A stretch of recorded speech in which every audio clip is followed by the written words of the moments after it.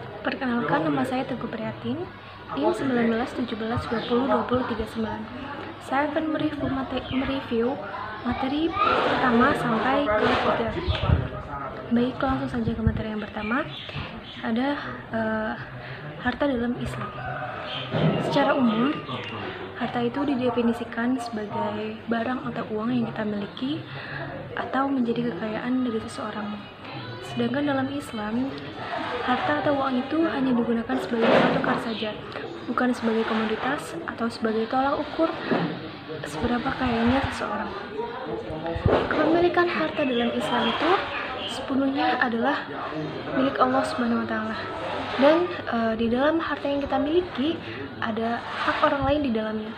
Sehingga saat kita memiliki harta, kita harus sadar bahwa kita harus bersedekah dan berzakat, membantu orang lain, karena di dalam harta yang kita miliki itu ada sebagian hak orang lain. Nah, di dalam Islam, uang itu bisa kita gunakan sebagai sarana beribadah dalam rangka mendekatkan diri kepada Allah Subhanahu wa Ta'ala. Jadi tidak hanya untuk urusan dunia saja, namun juga untuk urusan kita terhadap Allah Subhanahu wa Ta'ala. Yang kedua adalah ciri-ciri seorang entrepreneur muslim. Jadi seseorang entrepreneur muslim itu memiliki kriteria sendiri, berbeda dengan entrepreneur biasanya. Nah, yang pertama yaitu selalu taat beribadah kepada Allah Subhanahu wa Ta'ala. Karena apa? Karena ia sadar bahwa Allah lah yang memberikan rezeki yang tak terduga-duga arahnya, dan dia selalu berterima kasih dengan cara taat beribadah kepada Allah Subhanahu wa Ta'ala. Yang kedua, ia dalam menjalankan tugasnya sebagai entrepreneur muslim yang memiliki hati yang ikhlas, sehingga ia memiliki rasa orientasi kepada sesama manusia, bukan hanya untuk dirinya sendiri. Nah, yang selanjutnya, seorang entrepreneur muslim itu yakin bahwa terdapat hak orang lain di dalam harta yang ia miliki, sehingga ia itu selalu sadar bahwa setiap hartanya itu wajib untuk ia zakatkan, wajib ia untuk sedekahkan, dan wajib untuk membantu orang lain yang sedang memiliki kesusahan. Nah, seorang entrepreneur muslim juga selalu memiliki rasa tanggung jawab yang besar, tidak pantang menyerah, dan berani mengambil resiko. Dan yang paling penting, seorang entrepreneur muslim itu memiliki niat yang baik dibarengi dengan ikhtiar yang baik pula. Selanjutnya adalah materi yang ketiga, yaitu cara memasuki wirausaha. Jadi ketika kita ingin berbisnis atau berwirausaha itu ada 3 tahapan yang penting. Yang pertama adalah tahapan mencontoh dan meniru. Nah, ketika kita akan mencontoh dan meniru itu, kita lihat sekeliling kita, bisnisnya siapa yang sedang sukses dan apa bisnisnya. Nah, ketika kita sudah mencontoh dan meniru, tahapan yang kedua adalah developing. Developing itu mengembangkan. Jadi kita mengembangkan produk yang sudah kita produksi. Nah, yang ketiga adalah tahapan create new atau membuat sesuatu yang baru. Nah, disinilah poin yang cukup sulit, karena membuat sesuatu yang baru itu akan dihadapkan dengan resiko yang besar. Karena kita tahu bahwa keuntungan yang besar akan dihadapkan dengan resiko yang besar pula. Jadi 3 tahap penting itu harus kita jalani ketika kita ingin memasuki. Assalamualaikum warahmatullahi wabarakatuh. Kenalkan, nama saya Ayoktiana, NIM 1917202042. Materi yang keempat yaitu mengenai strategi menjadi wirausahawan yang handal. Dalam melakukan perencanaan, pelaksanaan, dan evaluasi, aspek terpentingnya adalah strategi. Pertama yang harus dilakukan yaitu merencanakan strategi. Perencanaan strategi adalah sebuah proses yang dilakukan oleh seorang pengusaha untuk menentukan arah dalam mengambil keputusan dan menentukan bisnis dan sumber dayanya. Kemudian yaitu pelaksanaan atau implementasi, yaitu melakukan langkah-langkah yang detail dari perencanaan sebelumnya. Setelah itu dilakukan evaluasi, yaitu membandingkan antara yang sesungguhnya dan seharusnya terjadi. Kemudian materi yang kelima yaitu mengenai proses pemasaran meningkatkan penjualan. Pemasaran merupakan kegiatan memproduksi, mendistribusikan, dan menawarkan produk kepada konsumen. Kualitas sumber daya manusia sangat berpengaruh dalam meningkatkan penjualan. Faktor yang diperhatikan oleh manajer perusahaan meliputi kepuasan, volume penjualan yang terjaga, efektif, dan juga efisien. Proses pemasaran yang perlu dipahami oleh manajer perusahaan yaitu yang pertama, menganalisis sebuah produk. Kemudian yang kedua, menganalisis struktur dan jenis pasar. Yang ketiga, memilih peluang pasar. Yang keempat, menyusun strategi pemasaran. Yang kelima, merencanakan implementasi. Yang keenam, melaksanakan proses penawaran. Yang ketujuh, mengendalikan dan mengatasi pemasaran. Selanjutnya, materi yang keenam yaitu komunikasi menghipnotis sukses bisnis.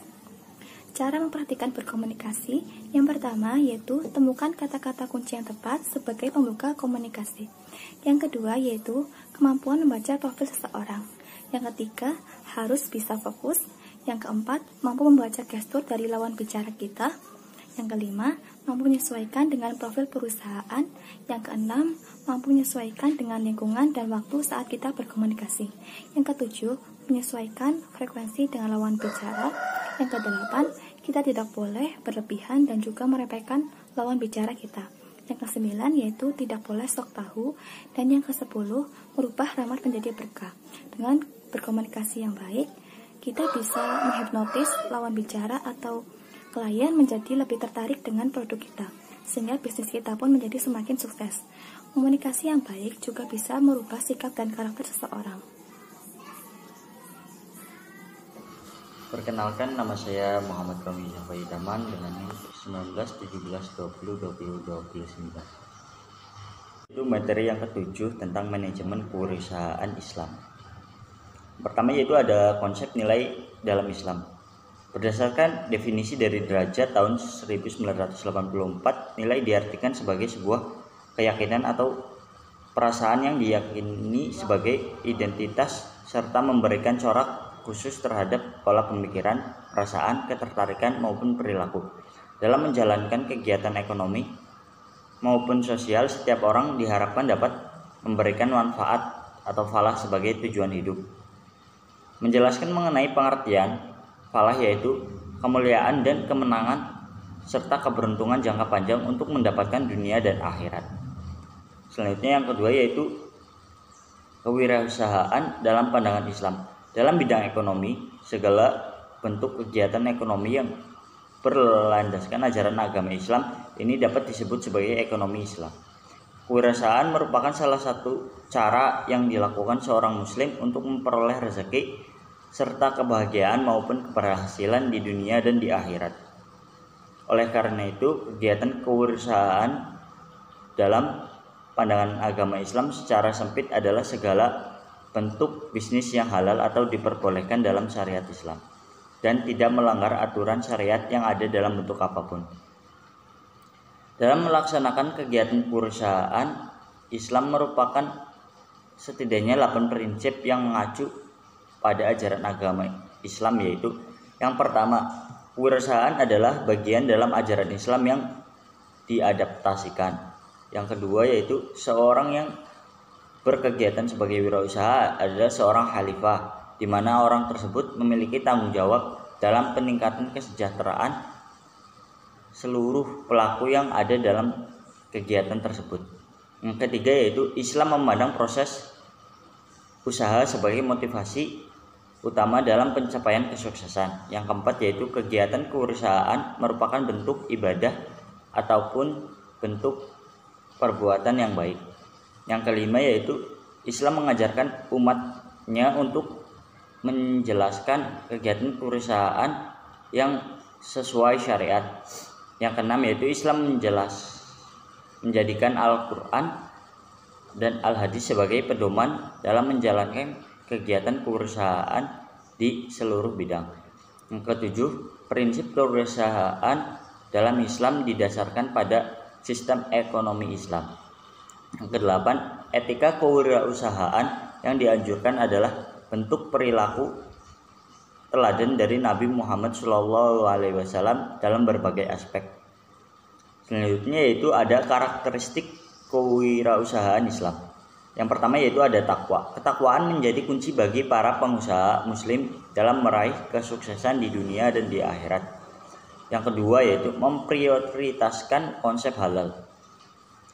Dalam kewirausahaan Islam, seluruh kegiatan usaha diharuskan untuk melandasi aktivitasnya dengan konsep halal dan hulu hingga ke hilir. Tujuan dari prioritas halal ini adalah untuk menjauhkan umat Islam dari hal-hal yang diharamkan oleh ajaran agama Islam. Yang ketiga yaitu tidak berlebih-lebihan atau foya-foya. Agama Islam memerintahkan seluruh umat Islam untuk selalu menjalankan hidup sesuai aturan syariat Islam, serta menikmati seluruh keberkahan dalam hidup secara cukup dan tidak berlebihan. Yang keempat yaitu memprioritaskan ibadah kepada Allah Subhanahu wa taala. Dalam berwirausaha, Rasulullah Shallallahu alaihi wasallam mengajarkan kepada umatnya mengenai sikap-sikap yang diperlakukan dalam menunjang kegiatan kewirausahaan sebagai bentuk ibadah kepada Allah Subhanahu wa taala. Yang kelima yaitu menghindari perbuatan riba. Agama Islam melarang keberadaan riba dan segala bentuk perbuatan yang melaksanakan riba. Yang keenam yaitu keinginan untuk berbuat baik kepada semua makhluk. Islam menganjurkan sesama manusia untuk saling berbuat baik dan menunjukkan kasih sayang atau sesamanya.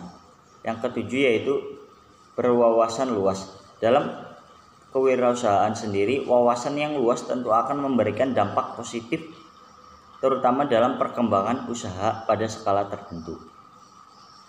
Selanjutnya ada bentuk perilaku bisnis dalam kewirausahaan Islam. Bentuk-bentuk perilaku kewirausahaan Islam yang diajarkan oleh Rasulullah SAW antara lain yaitu ada 3 menurut Malahayati. Yang pertama yaitu keyakinan bahwa kerja adalah ibadah. Yang kedua memiliki kreativitas. Yang ketiga memiliki wawasan luas dan berorientasi ke masa depan. Selanjutnya itu hasil prestasi kewirausahaan Islam. Kewirausahaan Islam dalam agama Islam memiliki beberapa motif yang mendasari kegiatan. Yang pertama yaitu bekerja dan berproduksi. Bekerja dan berproduksi merupakan sebuah bentuk kehendak yang mendorong dan mempengaruhi manusia untuk berusaha dan menghasilkan sesuatu untuk mencukupi kebutuhan mereka. Yang kedua yaitu kebutuhan primer, yaitu adalah konsumsi. Mengenai permintaan dan inti dari produksi adalah penyediaan. Konsumsi merupakan kebutuhan konsumen yang bersifat pokok dalam segi ekonomi. Motivasi terhadap konsumsi dalam perekonomian merupakan suatu hal yang penting karena setiap individu memiliki kreativitas sendiri dalam mengkonsumsi suatu barang. Yang ketiga yaitu kebutuhan sekunder.